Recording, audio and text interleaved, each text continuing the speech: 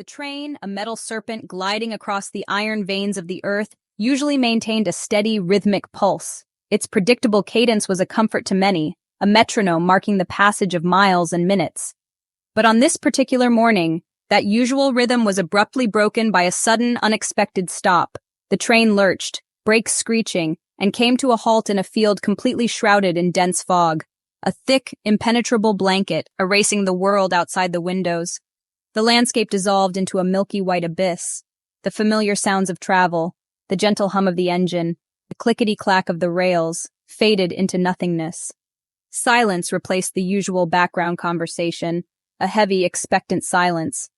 A palpable sense of unease settled over the carriage as passengers exchanged uneasy glances, their faces etched with a mixture of confusion and concern. What was happening? How long would they be stuck here? Among the travelers were three strangers, Liam, Maya, and Samuel, each lost in their own thoughts and anxieties before the train ground to a halt. They sat near each other, yet worlds apart, each reacting differently to the unexpected delay and the unsettling atmosphere that had descended upon the train. Liam, a businessman with a tightly scheduled day, was visibly agitated, muttering under his breath about ruined plans and missed appointments. Maya, an artist with a keen eye for beauty, saw a different perspective. Sketchbook in hand, she found a strange, ethereal wonder in the swirling mist, a canvas painted by nature itself. Samuel, a philosopher with a tranquil spirit, welcomed the pause as a rare opportunity for reflection, a moment to disconnect from the relentless demands of the outside world. Their shared predicament, trapped together in this metal tube amidst the swirling fog, created a unique and intimate bubble, a temporary world of its own. This unexpected interruption, this shared experience of uncertainty, was setting the stage for their individual worlds to unexpectedly collide and intertwine. After a long, pregnant pause, Samuel, with a gentle smile, finally broke the silence.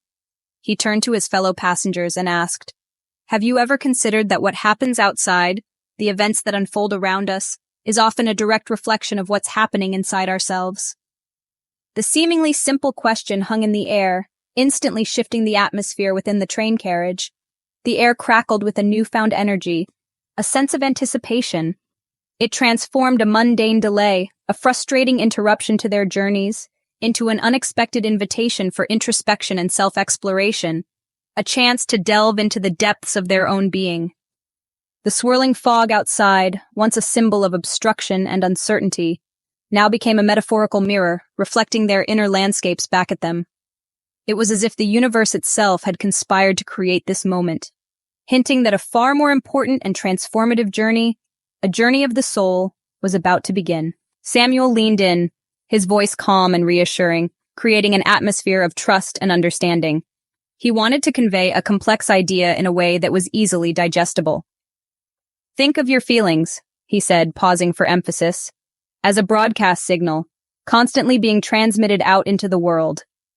He gestured subtly, as if painting a picture in the air. Every emotion, whether it's joy, sadness, anger, or fear, sends out a unique frequency, a specific vibration that resonates with the universe. It's like a fingerprint, unique to that particular feeling.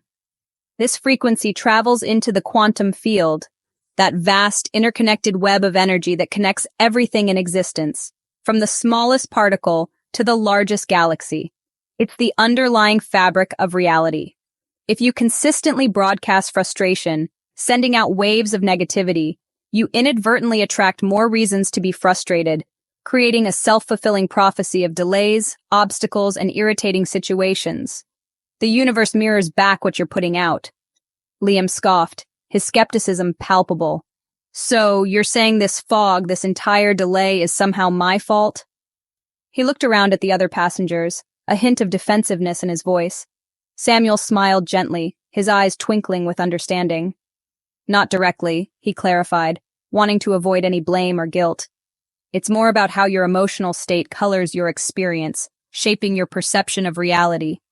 He paused, like looking at the world through tinted glasses.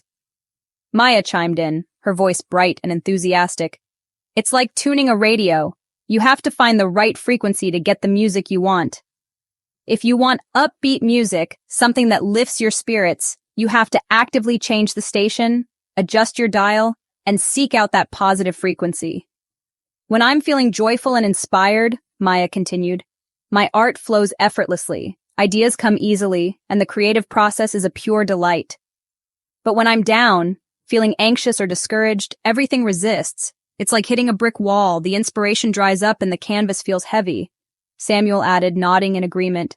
The key is that most of our emotional broadcasts are unconscious, operating beneath the surface of our awareness. These broadcasts are largely shaped by habit, by ingrained patterns of thought and feeling that we've developed over years.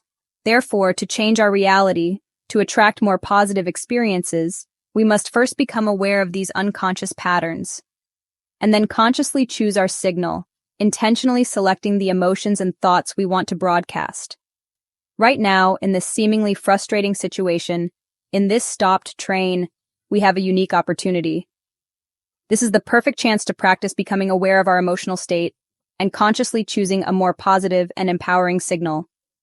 The core idea, he explained, is to become conscious creators of our own reality, actively shaping our experiences through our inner state. It's about taking responsibility for our emotional state and understanding its profound impact on the world around us. The three considered the challenge, each lost in their own thoughts, contemplating the implications of Samuel's words. They were beginning to realize they weren't just passive victims of circumstance, helplessly tossed about by the whims of fate. Their inner world, their thoughts, their feelings, held the power to shape their experience, to influence the very reality they inhabited. Liam, intrigued, agreed to an experiment. Samuel proposed, for the next hour, each of us will choose and embody a single emotion, regardless of the situation. Liam chose irritation, determined to prove the world was the problem. He focused on delays and annoyances, feeding his frustration. Maya chose joy, seeking beauty in the moment, the patterns on the window, a child's laughter, the stillness. She let joy fill her. Samuel chose gratitude, appreciating the pause, the warmth, and the chance to connect. He listed things he was thankful for, letting gratitude wash over him. 3 people, 3 frequencies, all broadcasting from a train suspended in fog. The experiment began. Would their chosen feelings change their experience? They waited and watched. Liam's irritation attracted more annoyances. Low phone battery, lost Wi-Fi, noisy passengers. The fog felt oppressive, his world shrinking to match his mood. Maya's joy opened her world. A child shared a toy, an attendant offered tea. Inspiration flowed into her sketchbook. The fog became beautiful, her reality filled with kindness and creativity. Samuel's gratitude drew connection. A historian beside him shared fascinating stories, turning the delay into a private lesson. Each experienced the same event, but their realities diverged. When the train was set to move, the results were clear. Liam looked drained, Maya glowed, Samuel was enriched. The experiment proved their chosen emotions shaped their worlds. The lens of feeling didn't just color experience, it attracted matching events. Samuel explained, laying the groundwork for a profound understanding of how our internal world interacts with the external. He emphasized that this wasn't just a philosophical concept, but a tangible reality rooted in scientific principles. This isn't wishful thinking, it's biology.